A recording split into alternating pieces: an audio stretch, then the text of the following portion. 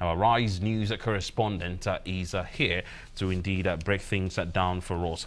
Now, welcome, Folake, and let's quickly look at this. Now, Odinga has indeed occupied a very interesting position when you also want to look at Kenya's history, particularly when you also look back and see how things have panned out with their elections.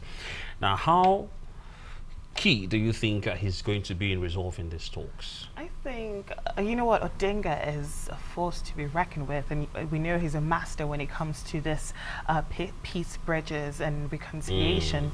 And he's been part of Kenya's political campaigns for the past 3 decades, and he's been on both sides. And now his recent transition from being a rebel to being an ally of the government makes him the perfect candidate, fresh off it, if I might add.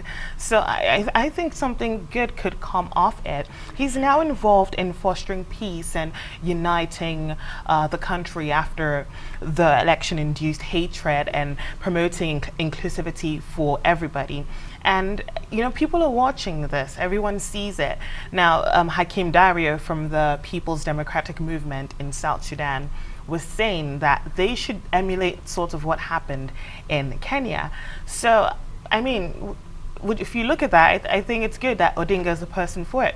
And if you recall, back in 2010, he was appointed by the AU to bring the electoral combats, Lauren Gbagbo and Alassane Ouattara, yes, to the negotiating table after a presidential runoff.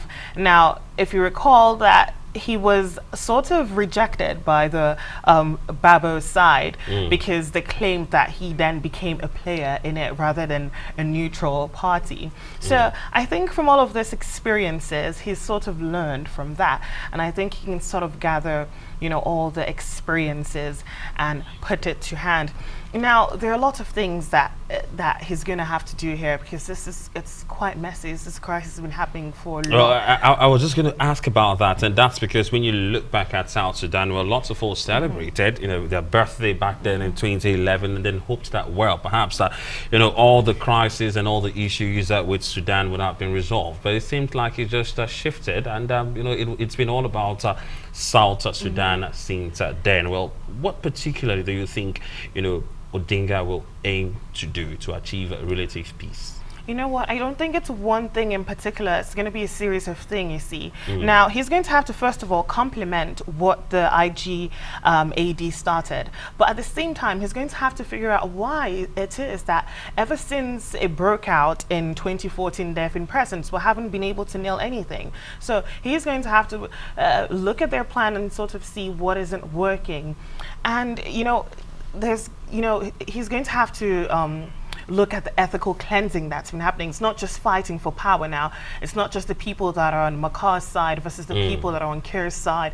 It's also the whole ethical issue here. So there's going to be a whole lot of agreements that has to be forged. As we know, Kir broke out that whole issue when he sort of wanted to talk about break through the internal boundaries, and that broke out a whole lots of fighting all over again. So well, he definitely has got a whole lot